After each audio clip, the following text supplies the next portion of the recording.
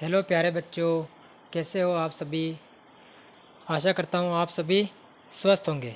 तो बच्चों, आज मैं आपके लिए कक्षा 10 की गणित विषय की ऑनलाइन कक्षाएं लेकर आया हूँ।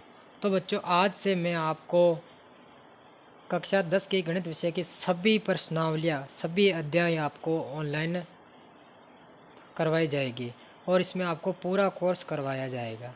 ठीक है बच्चों, पूरा कोर्स NCERT कोर्स के बेस पे रहेगा। तो बच्चों, शुरुआत करते हैं। प्रश्नावली 1, वास्तविक संख्या। बच्चों, ये जो मैं ऑनलाइन कक्षाएं ले रहा हूँ, ये सबसे ज़्यादा लाभदायक जो कमज़ोर बच्चे हैं उनके लिए लाभदायक रहने वाली है। क्योंकि बच्चों में इनमें आपको एक एक चीज़ सिखाई जाएगी, आपको बारीकी से पढ़ाया जाएगा बच्चों, ऊपर ऊपर से नहीं पढ़ाया जाएगा। इसलिए जो होशियार बच्चे हैं वो थोड़ा सा धैर्य बना के रखना, और कमज़ोर बच्चों के लिए ये क्लास बहुत ही लाभदायक रहने वाली है। तो चलिए बच्चों, इसके साथ शुरुआत करते हैं आज अपनी प्रश्नावली नंबर 1। प्रश्नावली का नाम है बच्चों, अध्याय 1 का नाम है वास्तविक संख्याएं। बच्चों, वास्तविक संख्याएं किसे कहते हैं, उससे पहले अपन जानेंगे संख्याएं। संख्या क्या है बच्चों, गणना करने के प्रयोग में लिए जाने वाले संकेत संख्या कहलाती है। बच्चों, अपन गणना करते हैं और जो हम लिखने के लिए प्रयोग में जो संकेत लेते हैं उनको क्या कहते हैं, गिनती। अर्थात संख्या वे संकेत है जो मात्रा अथवा परिमाण दर्शाती है। क्या दर्शाती है बच्चों, परिमाण। अब बच्चों, ये मात्रा अथवा परिमाण क्या है बच्चों, जैसे एक कोई कक्षा है, कक्षा 10 है, कक्षा 10 में 50 विद्यार्थी है, तो बच्चों उस 50 को लिखेंगे तो उसी को कहते हैं बच्चा संख्या। ठीक है बच्चों। बच्चों, संख्याएं पहले नंबर है प्राकृत संख्याएं। प्राकृत संख्या किसे कहते हैं, देखो, प्राकृत संख्या जो गिनती में गिने जा सकने वाली को, उस संख्या को क्या कहते हैं बच्चों, प्राकृत संख्या। जैसे 1 हो गया, 2 हो गया, 3 हो गया, 4 हो गया, ऐसे आप बढ़ते जाओ 100 लाखों करोड़ों तक, मतलब अनंत तक। कहाँ तक बच्चों, अनंत तक। अनंत का मतलब होता है आपको जितने गिनती बोलना है बोल सकते हैं, उसको अनंत तक कहते हैं।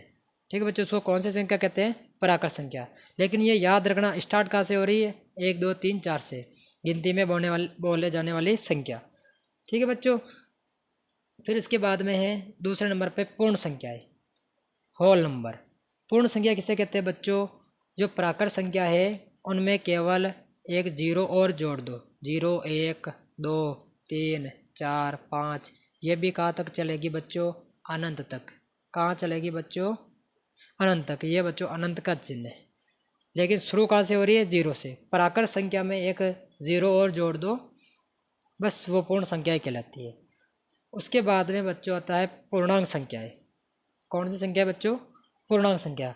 पूर्णांक संख्या किसे कहते हैं बच्चों, पूर्ण संख्या के अंदर ऋणात्मक प्राकृत संख्या जोड़ने पर, पूर्ण संख्या के अंदर ऋणात्मक प्राकृत संख्या जोड़ने पर प्राकृत संख्याएं प्राप्त होती है। देखो बच्चों, पूर्ण संख्या के अंदर 1 2 3 4, ये सभी की सभी कैसी संख्या है बच्चों, पूर्ण संख्या है। इसके अंदर ऋणात्मक का मतलब माइनस वाली संख्या है। कौन सी संख्या है बच्चों, माइनस वाली संख्या है। जोड़ने पर कैसी संख्याएं प्राप्त होती है बच्चों, पूर्णांक संख्या प्राप्त होती है। ठीक है बच्चों। देखो बच्चों, ये 0 से इधर प्लस में अनंत तक चलेगी, और ये इधर -1 -2 -3 माइनस अनंत तक चलेगी। कहाँ तक चलेगी बच्चों, माइनस अनंत तक। मतलब ऐसी संख्या जो प्लस में भी चलती है और माइनस में भी चलती है, कैसी संख्या कहलाती है, पूर्णांक संख्या है। ठीक है बच्चों। अब आते हैं परिमेय संख्या। किसे कहते हैं बच्चों, परिमेय संख्या। देखो, परिमेय संख्या किसे कहते हैं, जिसे P/Q के रूप में लिख सकते हैं।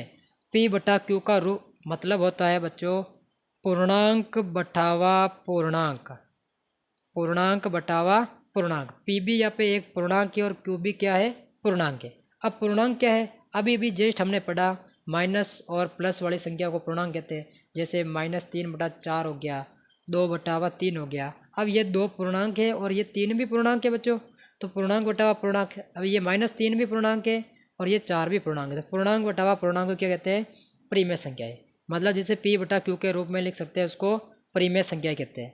एक और चीज़ ध्यान रखना बच्चों, ऐसी संख्या जिसे अपन बटा के रूप में लिख सकते हैं, बटा के रूप में, जैसे 2/3 हो गया, 4/6 हो गया, 3/8 हो गया, जिसको अपन बटा के रूप में लिख सकते हैं, वो कैसी संख्या होती है बच्चों? परिमेय संख्या है। अब यहाँ पे क्यू का मान 0 नहीं होना चाहिए, मतलब बच्चों जो ये नीचे हर में संख्या है यहाँ पे 0 नहीं होना चाहिए, अगर 0 आता तो फिर परिमेय संख्या वो नहीं है। ठीक है बच्चों, इसके बाद में आगे बढ़ते हैं बच्चों, ए परिमेय संख्या। अब ए परिमेय संख्या क्या होती है बच्चों? ऐसी संख्या जिसे अपन पूर्णांक बटा पूर्णांक के रूप में नहीं लिख सकते, जिसे अपन बट्टा के रूप में नहीं लिख सकते, या फिर जिसे अपन P बटावा Q के रूप में नहीं लिख सकते हैं। ठीक है बच्चों, वो कैसी संख्या होती है? ए परिमेय संख्या। जैसे बच्चों √2 हो गया, √3 हो गया, √5 हो गया।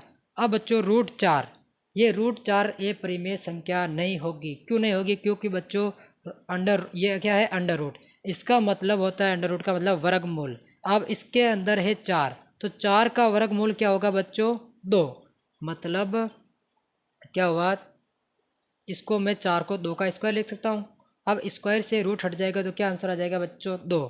इसलिए ये 2 एक कैसी संख्या है बच्चों? परिमेय संख्या, क्योंकि इसके नीचे मैं 1 लगा सकता हूँ, तो ये कैसी संख्या हो गई? परिमेय संख्या। एक और बच्चों ध्यान रखना, ये सारी की सारी प्राकृत संख्या और सारी की सारी पूर्ण संख्या और सारी की सारी पूर्णांक संख्याएँ कैसी संख्या होती है?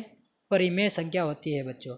अब आप सोच रहे होंगे सर ये तो बटाव में है ही नहीं, तो कैसे परिमेय संख्या है? तो देखो बच्चों, इस 1 के नीचे कुछ नहीं तो मैं 1 लगा सकता हूँ, इस 0 के नीचे कुछ नहीं तो मैं 1 लगा सकता हूँ, इसके नीचे भी कुछ नहीं तो मैं 1 लगा सकता हूँ। क्योंकि बच्चों नीचे 1 का कोई मतलब नहीं होता है, मतलब उस 1 का अपन ऊपर वाली संख्या में भाग देंगे तो वो की वही संख्या आएगी, इसलिए नीचे 1 का कोई मतलब नहीं होता है। लेकिन परिमेय संख्या बनाने के लिए अपन नीचे 1 लगा सकते हैं।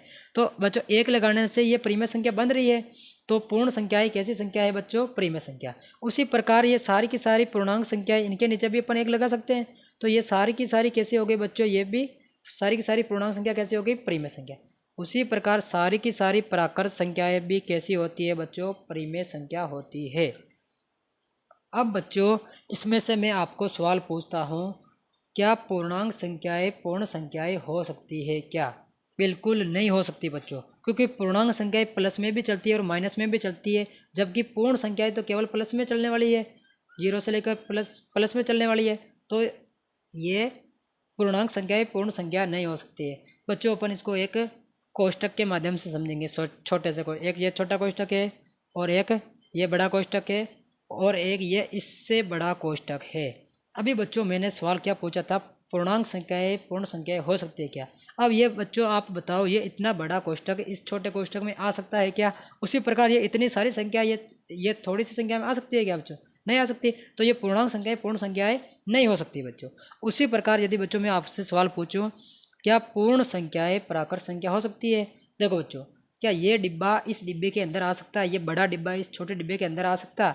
नहीं आ सकता बच्चों, क्योंकि ये बड़ा है और ये छोटा है। उसी प्रकार बच्चों ये पूर्ण संख्याएं, इसमें 0 शामिल है और इसके अंदर 0 नहीं है, तो बच्चों पूर्ण संख्याएं प्राकृत संख्याएं नहीं हो सकती है। हाँ, यदि मैं आपसे ये पूछ लूँ क्या प्राकृत संख्याएं पूर्ण संख्याएं हो सकती है? बिल्कुल हो सकती है। देखो अपन को इस डिब्बे के माध्यम से समझेंगे, ये छोटा डिब्बा इस बड़े डिब्बे में आ सकता है क्या? बिल्कुल आ सकता है, क्योंकि ये छोटा है, छोटे में बड़ी चीज़ आराम से आ सकती है। इसलिए बच्चों ये पूर्ण प्राकृत संख्या 1 से शुरू हो रही है और पूर्ण संख्या तो 0 से शुरू हो रही है। यहाँ से 1 से शुरू होने वाली संख्या है बच्चों, तो प्राकृत संख्या पूर्ण संख्या हो सकती है। और बच्चों पूर्ण संख्याएँ पूर्णांक संख्याएँ भी हो सकती है बच्चों। प्राकृत संख्या, पूर्ण संख्या और पूर्णांक संख्या सभी की सभी कैसी होती है?